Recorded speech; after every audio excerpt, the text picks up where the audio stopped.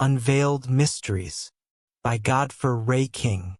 This is the first book in a trilogy. The other books are available in the description. Forward. It was exclusively through the assistance of Saint Germain that I was afforded the privilege of undergoing the experiences chronicled within this series of volumes, and that authorization was subsequently granted to organize them into a form suitable for public dissemination. Unless one has personally been the recipient of analogous aid, it is impossible to fully comprehend the magnitude and eternity of the love and gratitude I harbor toward him and those other ascended masters who provided their counsel. Save for Saint Germain, the true appellations of the ascended masters, the precise geographical coordinates, the archives, and the treasures depicted herein are intentionally withheld at his behest. The rationale for this is self-evident, for the entitlement to commune with them in visible, tangible, and living corporal forms is merited solely through the service of love and by specific invitation from the ascended masters. Any alternative method of approach is destined to encounter disillusionment and failure, inasmuch as the great presence and power that has stood sentinel throughout the centuries continues to guard them even now. An individual's intrinsic purity, fortitude, and spiritual attainment constitute the exclusive passports by which one may gain entry into these activities, and whereby association with the ascended masters is realized. When an individual, through the conscious rectification of personal frailties, attains a specific threshold, no force in the universe can debar him from their presence. Situated within America is one of the most ancient foci of the Great White Brotherhood, an order that has labored for mankind's liberation since his initial advent upon this terrestrial sphere. Certain activities transpiring within this retreat are disclosed to the reader so that he may, should he be prepared, establish conscious contact via his own inner light with the greater light emanating from this potent center of God radiation. Thereby, he may drink once more from the fountain of ancient wisdom and bear the crystal cup of peace, love, and strength to his weary brethren. The objective of presenting this volume to the public is to impart to the individual the encouragement and fortitude required to elevate and sustain him throughout the current transitional epoch. Furthermore, it seeks to unveil the rational and robust foundation upon which the future of our nation and the impending age is, at this very hour, being constructed. This manuscript was composed within the embrace of the majestic, towering presence of Mount Shasta, whose apex is eternally robed in that pure, glistening white, symbolizing the light of eternity. Its pages constitute a record of the manner in which I was brought into contact with the beloved Master, Saint Germain, and those other great ascended masters who toil ceaselessly to aid the humanity of this earth as it struggles along the path toward peace, love, light, and everlasting perfection. I, the subject of this experience, adhered steadfastly to a profound, dominant desire originating from within, to see, to hear, and to ascertain infallibly the truth of life. I was guided gradually to realize and accept the mighty God presence within my own being, the light that illuminates every man who enters the world, the Christ. A method to establish contact with the Christ light, its all-knowing omnipresence, and unerring activity was revealed unto me, and I present it to the reader within these pages. I am able to chronicle only a fraction of the events that transpired and the instruction I received. One by one, my profound aspirations have been fulfilled, principally because those desires were devoid of selfishness. My quest for truth and happiness has been protracted and unwavering. However, I have discovered both, and no human entity can divest me of them, for they are eternal and originate from my own great God self. In presenting this narrative, it is my deepest prayer that the reader may receive the light, be blessed, and prosper on his journey as he traverses the path of truth, which remains the sole locus where permanent happiness may be found.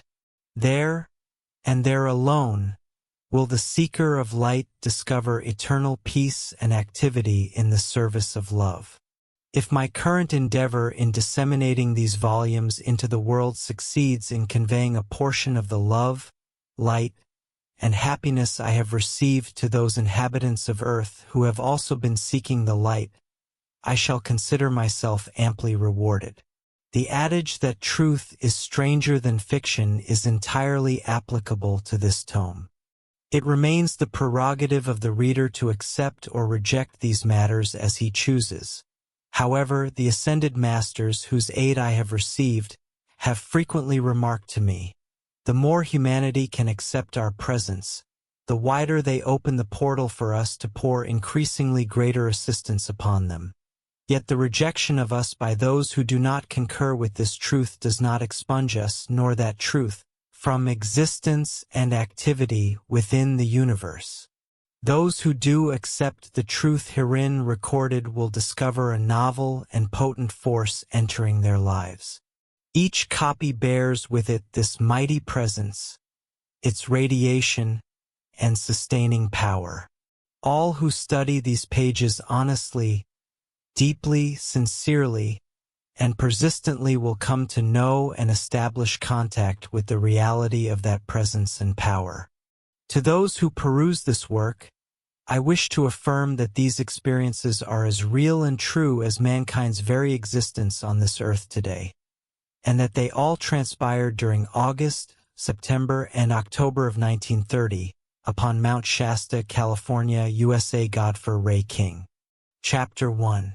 Encounter with the Master on Mount Shasta. Mount Shasta projected itself prominently against the western firmament, encircled at its foundation by a proliferation of pine and fir that rendered it akin to a jewel of diamond-like radiance, ensconced within a filigree setting of verdure.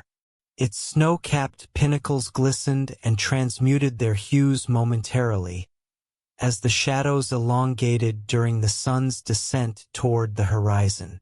Rumor asserted that there existed a fraternity of men, divine men in fact, designated the Brotherhood of Mount Shasta, who constituted a branch of the Great White Lodge, and that this focus had persisted unbroken from antiquity to the present era. I had been dispatched on governmental affairs to a small municipality situated at the mountain's base, and whilst thus occupied, I dedicated my intervals of leisure to an attempt to elucidate this rumor concerning the Brotherhood. I understood, through travels in the Far East, that the majority of rumors, myths, and legends possess, somewhere as their genesis, a profound underlying truth that generally remains unrecognized by all save those who are genuine students of existence.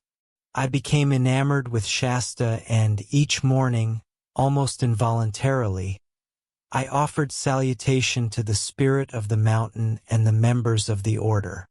I perceived an extraordinary quality regarding the entire locality and, in light of the experiences that ensued, I do not marvel that some of them cast their shadows beforehand.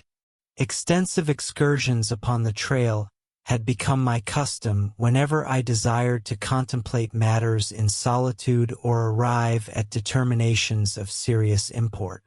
Here, upon this nature's colossus, I discovered recreation, inspiration, and a peace that assuaged my soul and invigorated both mind and body.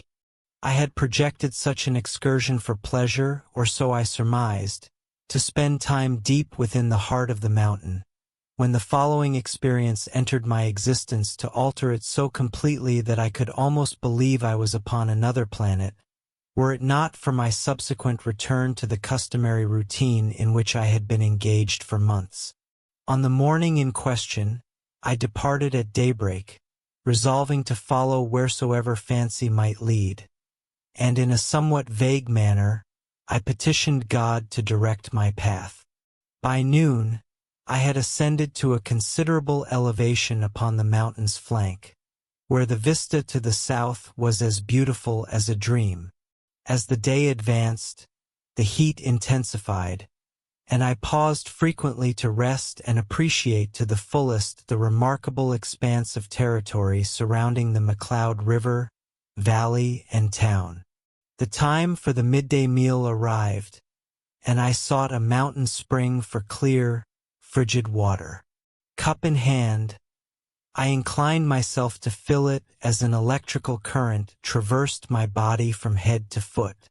I looked about, and directly behind me stood a young man who, at a cursory glance, appeared to be a fellow hiker like myself. I observed him more closely and realized immediately that he was no ordinary individual. As this thought passed through my mind, he smiled and addressed me, stating, "My brother, if you will hand me your cup, I will provide you with a beverage far more refreshing than spring water." I complied, and instantly the cup was filled with a creamy liquid. Returning it to me, he commanded, "Drink it." I did so and must have betrayed my astonishment, for while the flavor was exquisite, the electrical, vivifying effect upon my mind and body caused me to gasp with surprise. I had not observed him introduce anything into the cup, and I marveled at what was transpiring. "That which you drank," he explained, "proceeds directly from the universal supply, pure and vivifying as life itself. In fact, it is life, omnipresent life, for it exists everywhere about us. It is subject to our conscious control and direction, willingly obedient when we love sufficiently, because the entire universe obeys the behest of love. Whatsoever I desire manifests itself when I command in love." I extended the cup, and that which I desired for you appeared. Behold, I have but to extend my hand and, if I desire to utilize gold, gold is present. Instantly, there lay in his palm a disc approximately the size of a $10 gold piece. He resumed, "I perceive within you a certain inner understanding of the great law, yet you are not outwardly cognizant of it sufficiently to produce that which you desire directly from the omnipresent universal supply. You have desired to witness a phenomenon of this nature so intensely, so honestly, and so determinately, that it could no longer be withheld from you. However, precipitation is one of the least significant activities of the great truth of being. Had your desire not been devoid of selfishness and the fascination with phenomena, such an experience could not have been accorded to you. When departing your residence this morning, you presumed you were embarking upon a hike, that is, insofar as the outer activity of your mind was concerned. In the deeper, larger sense, you were in actuality following the impulse of your inner God self, which guided you to the person, place, and condition wherein your most intense desire could be fulfilled. The truth of life is that you cannot desire that which is incapable of manifestation somewhere in the universe. The more intense the feeling within the desire, the more rapidly it shall be attained. However, if one is sufficiently imprudent to desire something that will injure another of God's children or any other portion of His creation, then that individual shall pay the penalty in discord and failure somewhere in his own life's experience. It is of paramount importance to realize fully that God's intent for every one of His children is an abundance of every good and perfect thing. He created perfection and endowed His children with exactly the same power. They can create and maintain perfection likewise, and express God dominion over the earth and all that is therein. Mankind was originally created in the image and likeness of God. The sole reason all do not manifest this dominion is that they do not exercise their divine authority, that with which each individual is endowed and by which he is intended to govern his world. Thus, they are not obeying the law of love by dispensing peace and blessings to all creation. This arises through their failure to accept and acknowledge themselves as temples of the Most High Living God, and to maintain this acknowledgement with eternal recognition. Humanity, in its present apparent limitation of time, space, and activity, is in the same condition as an indigent individual to whom someone has extended a handful of currency. If the indigent individual did not step forward and accept the currency extended to him, how could he ever possess the benefit which it could confer? The mass of mankind exists in exactly this state of consciousness today, and shall continue therein, until they accept the God within their hearts as the owner, giver, and doer of all the good that has ever entered their lives and world. The personal self of every individual must acknowledge completely and unconditionally that the human or outer activity of consciousness possesses absolutely nothing of its own. Even the energy by which one recognizes the great God within is radiated into the personal self by the great God self. Love and praise of that great self within, and attention maintained focused upon truth, health, freedom, peace, supply, or any other thing that you may desire for righteous use, persistently held in your conscious thought and feeling, will summon them into your usage and world as surely as there exists a great law of magnetic attraction in the universe. The eternal law of life states, whatever you think and feel you bring into form. Where your thought is, there you are, for you are your consciousness, and whatever you meditate upon, you become. When one allows his mind to dwell upon thoughts of hate, condemnation, lust, envy, jealousy, criticism, fear, doubt, or suspicion, and permits these feelings of irritation to generate within him, he will certainly experience discord, failure, and disaster in his mind, body, and world. So long as he persists in allowing his attention to be captivated by such thoughts, whether they concern nations, persons, places, conditions, or things, he is absorbing those activities into the substance of his mind, his body, and his affairs. In fact, he is compelling and forcing them into his experience. All such discordant activities impinge upon the individual and his sphere through the conduits of his cognition and sentiment. Emotion frequently flashes into existence before the intellect, within the external consciousness, becomes cognizant of the thought one might employ to govern it. This mode of experience ought to instruct him regarding the immense magnitude of energy resident within his manifold creations, which has amassed through habituation. The emotional activity of life constitutes the most defenseless aperture of human consciousness.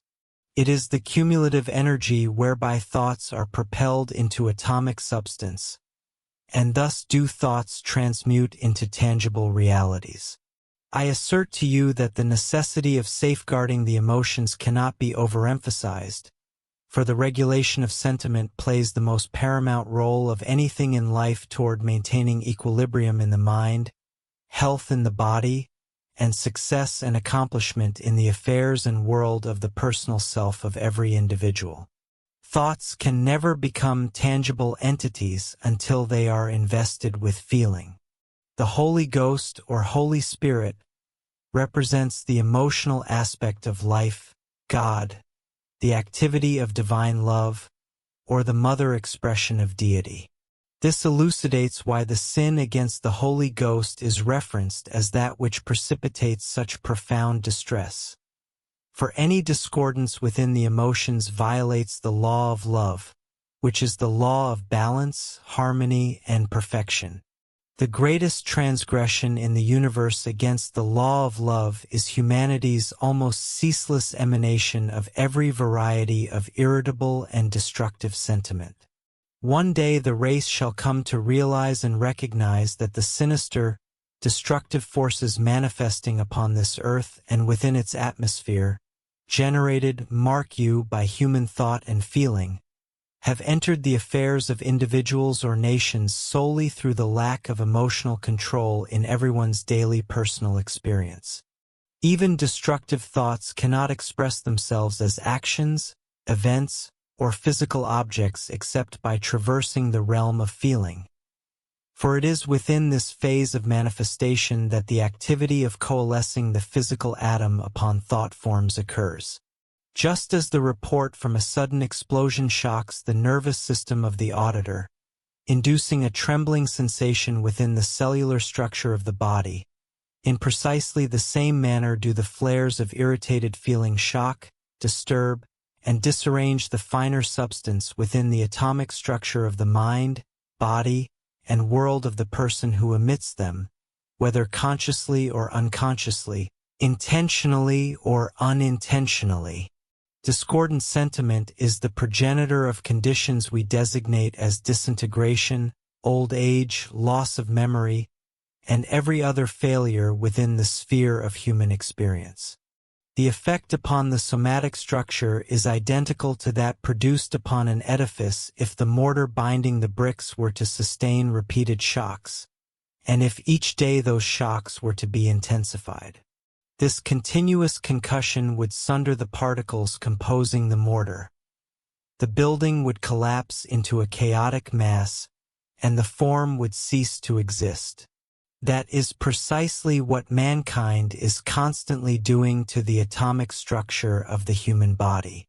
To give expression to the discordant thoughts and feelings within oneself constitutes the path of least resistance and the habitual activity of the undeveloped, undisciplined, and willful individual who refuses to comprehend the law of his own being and to bring the personal self, which is merely his instrument of expression, into obedience to that law.